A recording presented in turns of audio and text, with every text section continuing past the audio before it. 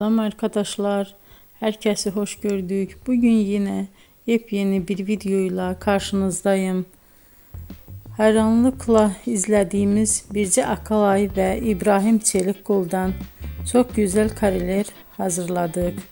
Onlar Siyah Beyaz Aşk dizisinde Ferhat ve Aslı karakterlerine hayat vermiştiler ve herkes tarafından çok beğenilmişti.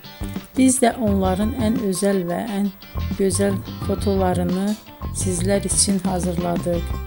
Bu muhteşem videoların devam etmesini istiyorsanız bol bol yorum yazıp ve bildirimi her zaman açık bırakın ki videoların ilk önce siz görün.